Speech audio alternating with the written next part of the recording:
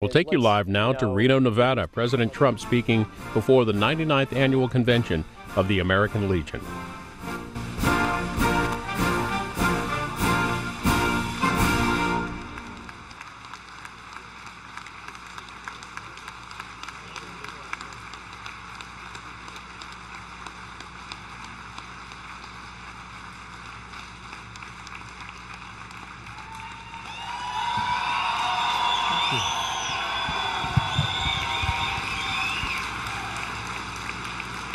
Thank you, Commander Schmidt, for that wonderful introduction and for your steadfast devotion to our country.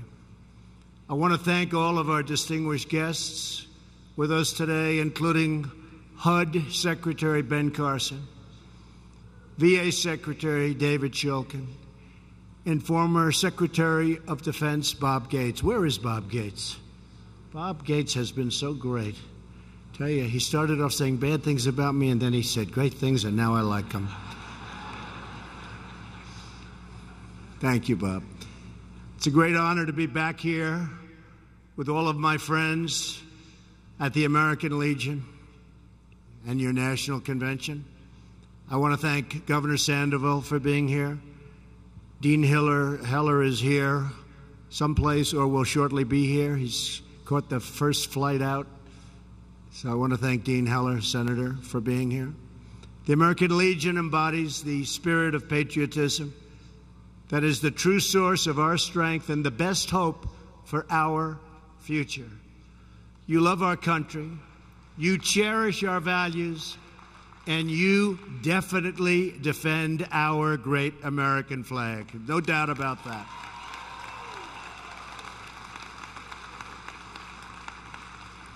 Above all else, you believe in America, just like America believes in you.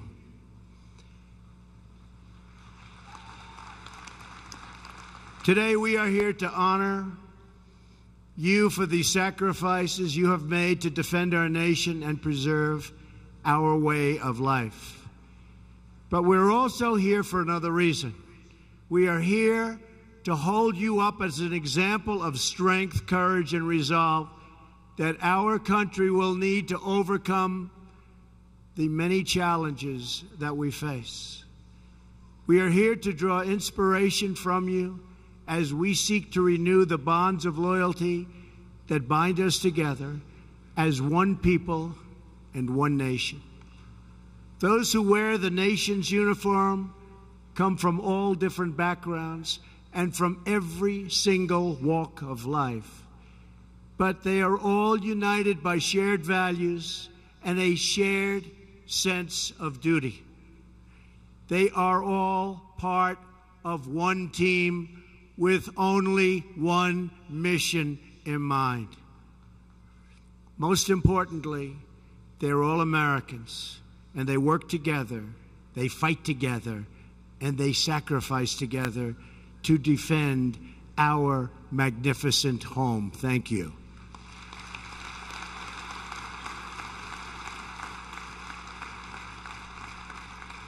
Now our nation must follow that same work ethic, that same devotion to a greater cause, to achieve our country's full potential.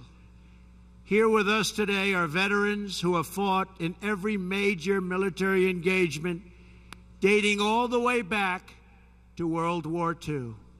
You've endured bitter winters, treacherous jungles, barren deserts, and stormy waters.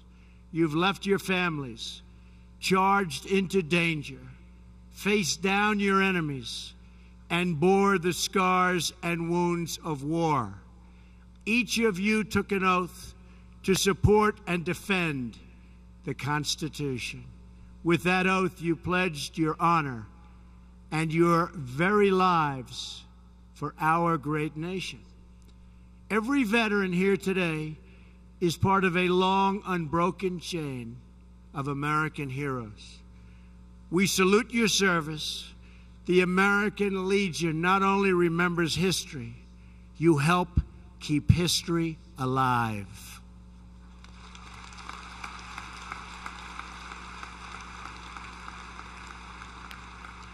You teach young Americans to have pride in our history so that they will have confidence in our future. History and culture, so important. For generations now, the American Legion has taught our young people the principles of Americanism. You emphasize the need to preserve the nation's cultural, moral, and patriotic values. You encourage the observation of patriotic holidays. You stress the need to enforce our laws, including our immigration laws.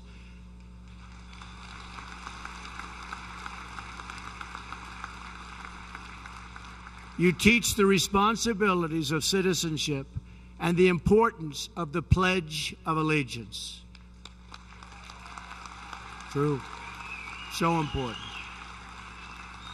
And you do it all, as your motto says, for God and country.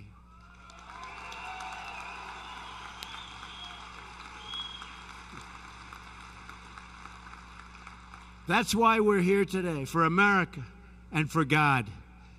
But to fulfill our patriotic duties, we must take care of our great veterans.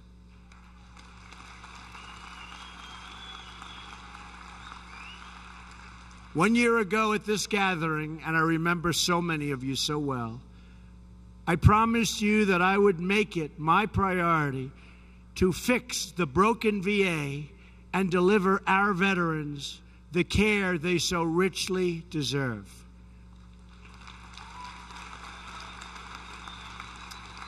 And you see what's been happening. Now you have a true reformer in Secretary David Shulkin. He has done an incredible job. He's working night and day to implement the 10-point reform plan that I discussed with you last year. Already we have made incredible progress. We are publishing wait times online for every VA facility, so you know what the wait is. We've delivered same-day emergency mental health services at every VA medical center.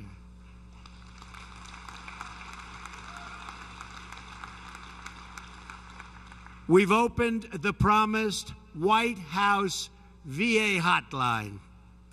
That's a big deal. That's a big deal.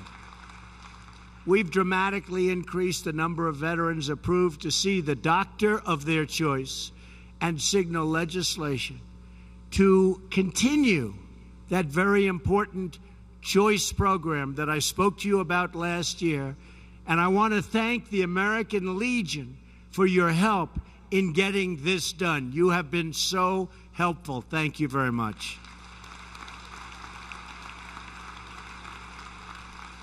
Something that they've been trying to pass for 40 years, and we've passed VA accountability legislation. So if somebody that works at the VA is bad to the people of the VA, disrespectful, not treating our fellow patriots well, we look at them and we say, "You're fired." That's it. That's it. They don't do a good job, they're out. Because we want people, we have great people at the VA, but we want people that do a great job. We weren't able to do that before. That was a hard piece of legislation to get passed. It's been worked on for so long, we got it done. So we're very proud of that. Last week, I also signed the Harry W. Colmery Veterans Educational Assistant Act. That's a big thing. This legislation bears the name of one of the first members of the Legion, your past commander, a man who wrote the original draft of the first landmark GI Bill in 1944. And now, under this legislation, veterans can use their GI benefits at any point in their lifetime. Some difference. And in just a few moments, right here on this stage, I will sign another historic bill that the American Legion helped us deliver, the Veterans Appeals Improvement and Modernization Act. And you all know what that means. Right? No longer will veterans be kept waiting for years to get an answer to their appeals. They will receive timely updates, and they will get decisions much more quickly in a fraction of the time.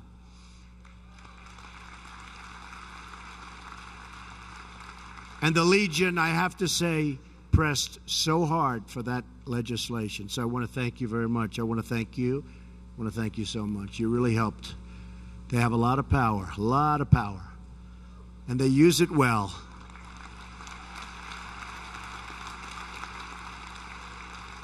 When I spoke to you last year, I also promised that we would build up our military, and that's exactly what we have done. I am proud to report that we have worked with Congress to achieve a dramatic increase in defense spending this year. We are committed to expanding and improving a state-of-the-art missile defense system to shoot down missiles in flight. And we're getting better and better and better at it. It's actually incredible what's taking place.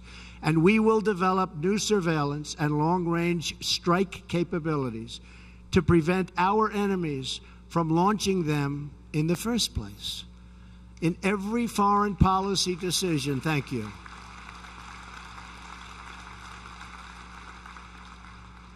In every foreign policy decision, we are making clear that we will always put the safety and security of our citizens first.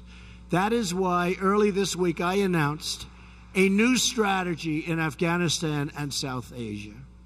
We will pursue an honorable and enduring outcome in Afghanistan, worthy of the tremendous sacrifice our troops have already made.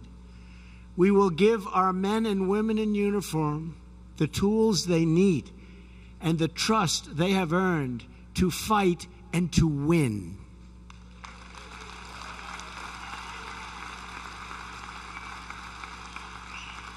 And we have made, as you have been reading and seeing, tremendous progress in the fight against terrorism. Just over a month ago in Iraq, Mosul was liberated from the barbaric rule of ISIS. We are stripping terrorists of their territory at a record clip. Their funding, their networks, and the false allure of their ideology. And I will tell you, we're going to start working very hard on the Internet, because they're using the Internet at a level that they should not be allowed to use the Internet. They're recruiting from the Internet, and we are going to work under my administration very hard so that doesn't happen. No longer are we using our military to build democracies. Instead, we're forming a coalition of nations that share the aim of stamping out extremism, defeating terrorism, and pursuing stability, prosperity, and peace.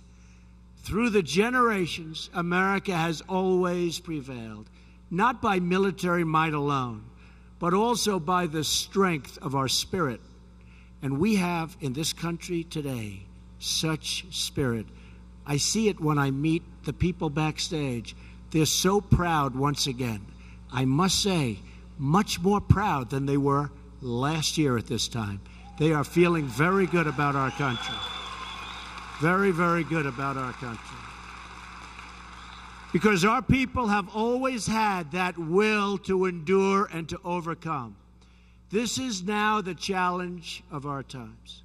We must ask ourselves who we are, what we stand for, and what together we can achieve. If American patriots could secure our independence, carve out a home in the wilderness, and free millions from tyranny and oppression around the world, then that same spirit of strength, courage, and resolve can help us create a better future for our people today, a future like even our people have never had before in this great country. That's what we're aiming for. We don't have to be content with a dilapidated road system, with crumbling buildings, or rusted-out factories. We can build gleaming new highways, state-of-the-art manufacturing, and modern works of wonder, and we can do it all with American workers and American iron, aluminum, and steel. We can do it ourselves.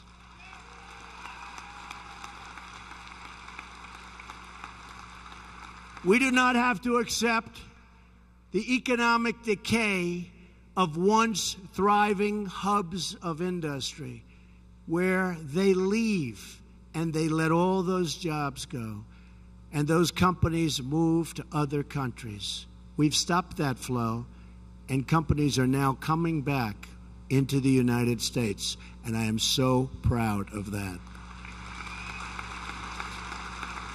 We can bring new jobs to Pittsburgh and Detroit and Baltimore and help struggling communities thrive and dream and prosper. We do not need to limit the potential of our children by trapping them in failing government schools.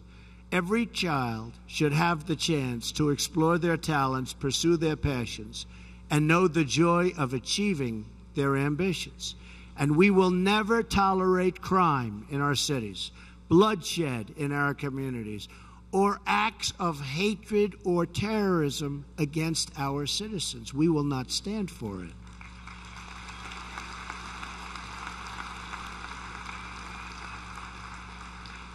We will always support our great law enforcement personnel.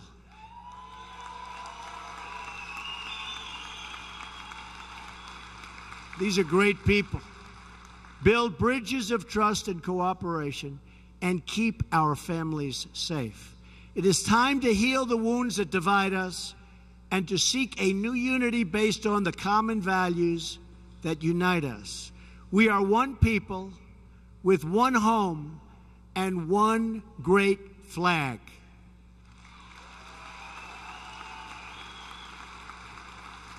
We are not defined by the color of our skin, the figure on our paycheck, or the party of our politics. We are defined by our shared humanity, by our citizenship in this magnificent nation, and by the love that fills our hearts. And I know I speak for all of you when I say our hearts beat for America. Our souls fill with pride every time we hear the national anthem.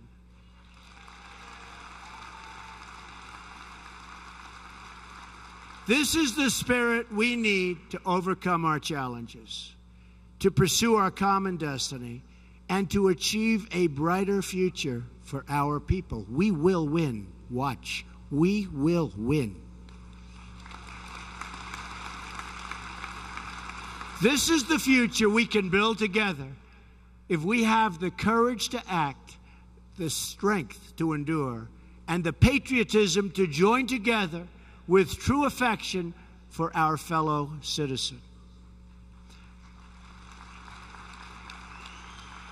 I want to close with the story of a hero who defines the spirit of service and sacrifice, a man whose strength, patriotism, and courage knows no bounds. A Vietnam veteran who threw himself on top of a grenade to protect his fellow comrades. This true American hero went on to serve in the National Guard for over 27 years.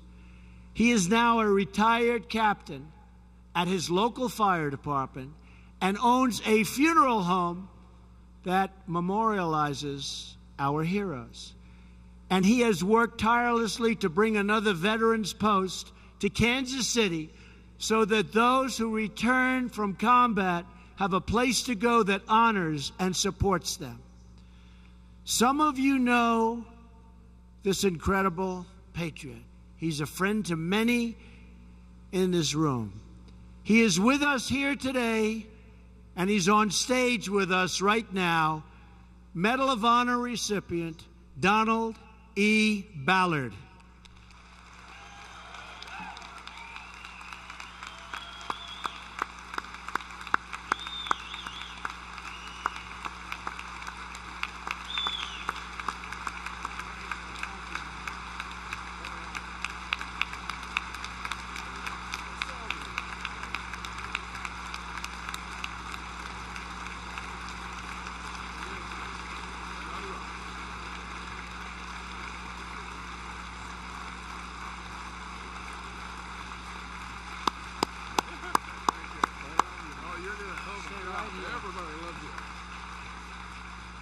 He's got to say a word, right?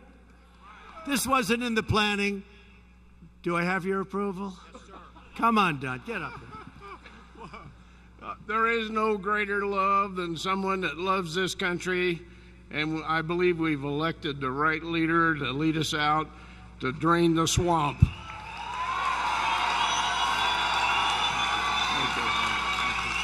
I'm with you. Thank you, I traveled with you before you were elected. Thank you so much. 22 See, that's very risky of me. That could ruin the whole day for me. If he got up and said the opposite, I would be in trouble. So, thank you, Don. That was very risky. I didn't know what was going to happen. I had a pretty good idea. But, Don, on behalf of the people of the United States, I want to thank you for your courageous service. You inspire us all. Today, we are reminded that the greatness of our nation is found in our people like Don. As long as we have faith in each other and confidence in our values, then there is no challenge too great for us to conquer. We are people. We are people who love. We are people with heart. We are people who adore. We are people that are great. There is no country like the United States of America.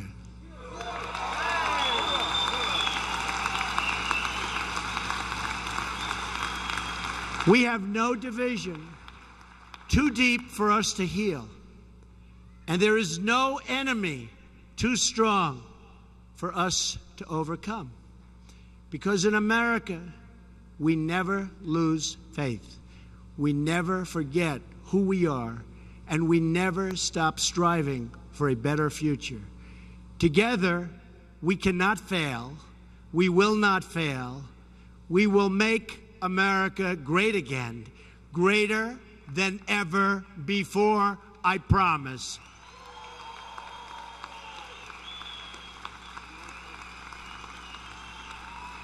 So I want to thank you to the American Legion.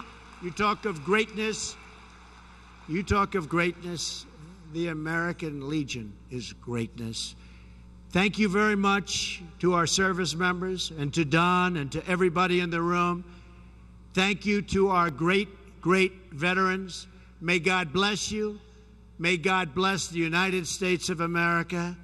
Thank you very much. It's my honor. Thank you. Thank you.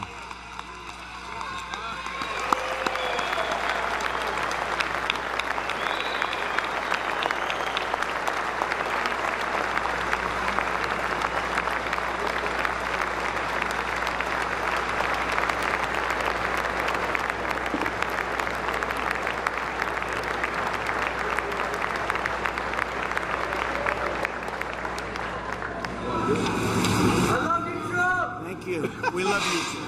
Thank you. This is a big one.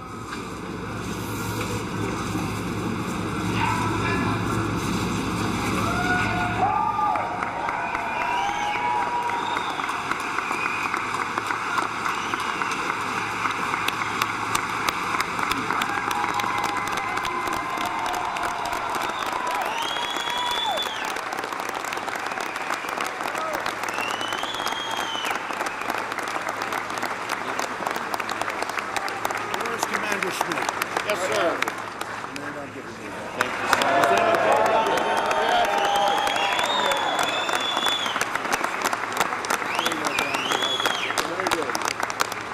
Thank you, everybody.